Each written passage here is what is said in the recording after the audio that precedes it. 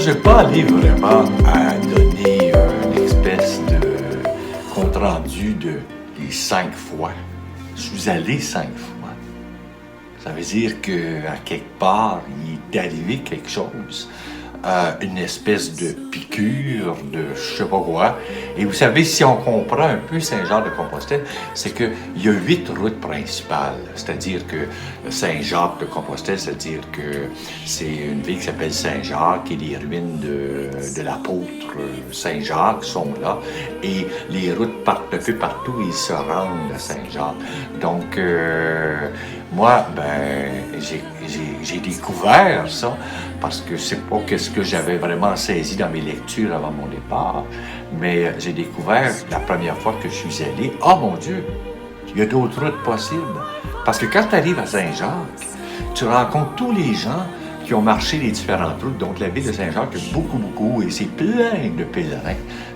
Alors que moi, c'est pas mon intention de vous parler de mes 5 fois, mais ce que j'aimerais vous dire au départ, c'est que il y a des lignes, il y a des choses de base qui fait que dans la personne, on est porté à vouloir vivre ça. D'abord, j'ai toujours dit que, après ma première expérience et non avant, que dans l'expérience de marcher vers Saint-Jacques, c'est qu'il y a 3 phases. 3 phases, et je vais vous les expliquer d'une façon très, très simple. 3 phases qui expliquent la première. C'est que, d'abord, il faut vivre au moins 3 semaines. 3 semaines, en bas de ça, tu vas vivre quelque chose, mais ce que je vous parle c'est au minimum 3 semaines. La première semaine, ce qui arrive, c'est que tu marches avec ton sac à dos. Et alors que minimum 15, 25, 30 km par jour, et dans ce temps-là, c'est que il se passe quelque chose au niveau physique, c'est qu'une journée, oh mon Dieu, ça fait mal ici. Le lendemain, c'est ma cheville côté gauche. C'est que c'est pas nécessairement normal de marcher longtemps comme ça, puis surtout avec ta charge, c'est-à-dire ton sac à dos, tout ce que tu as besoin pour ton expérience. Alors que la première semaine, c'est comme le corps est en train de réagir et tu marches et puis le cerveau va là. Et alors que c'est pas comme déplaisant pour que tu ne puisses plus être capable de marcher, c'est pas ça là. C'est le fait que c'est dur.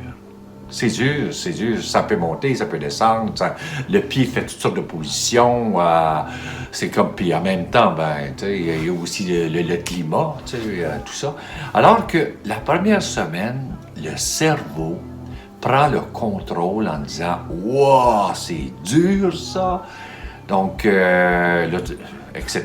Alors que, ça c'est la première semaine. La deuxième semaine, c'est que le cerveau va dire au corps, « Ouais, tu vas pas mourir. » Puis il va moins, là, mais ça fait encore mal.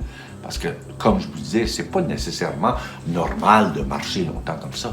Alors que la deuxième semaine, il va accepter ça. Mais là, il y a quelque chose qui est arrivé. Parce que c'est la deuxième semaine. C'est comme tu deviens vulnérable comme personne. C'est-à-dire que si tu marches, moi, j'ai préféré toujours marcher en silence. Je me mettais pas en grosse conversation toute la grosse journée. Saluer les gens, oui, mais c'est que je marchais seul. Donc là, ce qui arrive, c'est que c'est comme si un film de ta vie qui passait. Mais ce que je voudrais vraiment mettre le point dessus, c'est que tu es dans la deuxième semaine et ce film-là, c'est-à-dire ta vie qui t'arrive comme ça, c'est que tu ne peux plus l'arrêter, même si tu voulais. Tu sais, il est là. Et alors que tu peux gérer plusieurs émotions. Parce que tu vois, moi, j'ai jamais rencontré quelqu'un dans cette vie-ci, là, qu'il y ait une vie facile. Facile, tu sais. Tout le monde a eu des épreuves, tout le monde vit des choses. Et alors que ça ressort. Et tu pourrais vivre toutes sortes de choses. Ça peut être des moments où tu pleures. Ça peut être des grandes frustrations intérieures qui émergent. Ça peut être complètement oublié ou bien ce qu'on appelle enfoui dans l'inconscient. Tu sais, on a toute une capacité de gérer nos affaires. La magie du Camino, le Camino, la route de Saint-Jacques, c'est que tu peux rencontrer des gens qui ont été là ou sont là. Moi, je crois pas au hasard.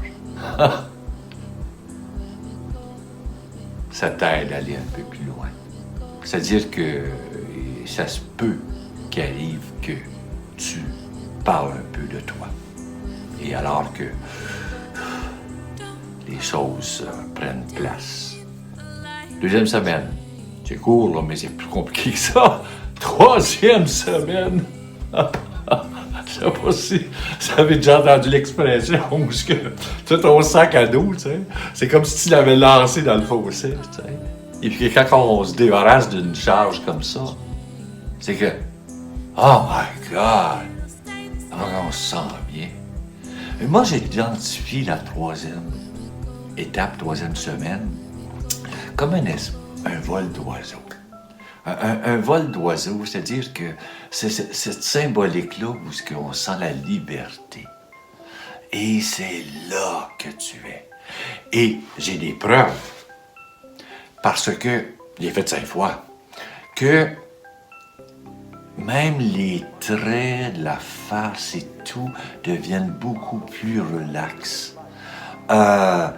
Tu as rencontré des gens sur les sentiers, alors que tu réalises que, mon Dieu, a changé cette personne-là. Il y a comme, wow, le vrai toi, là, il sort. Puis t'es bien. T'es tellement bien. Et puis, l'accueil de l'autre, comment est-ce que les autres t'accueillent, c'est comme... C'est ça que moi j'appelle la piqûre du Camino de Saint-Jacques de Compostelle. C'est tellement plaisant de vivre ça. Et alors que ce que je n'ai pas dit, c'est que tu n'es pas seul sur la route. Il y en a d'autres qui marchent. Et tout le monde a son histoire humaine. Tout le monde marche. Et dans un respect incroyable. Le riche, le pauvre, l'intellectuel, le moins intellectuel. Tout le monde est égal. Tout le monde est égal. C'est incroyable. Et c'est ce que je pense que tout le monde veut vivre dans la vie. Et dans tout ça, c'est le vol d'oiseaux, c'est hier et demain. C'est pas ce qui te revient entre les deux oreilles. C'est pas ça. C'est le moment présent. La personne que tu rencontres, c'est une grande joie. Et quand tu te sens bien accueilli, qu'est-ce que tu fais normalement? T'accueilles bien les autres.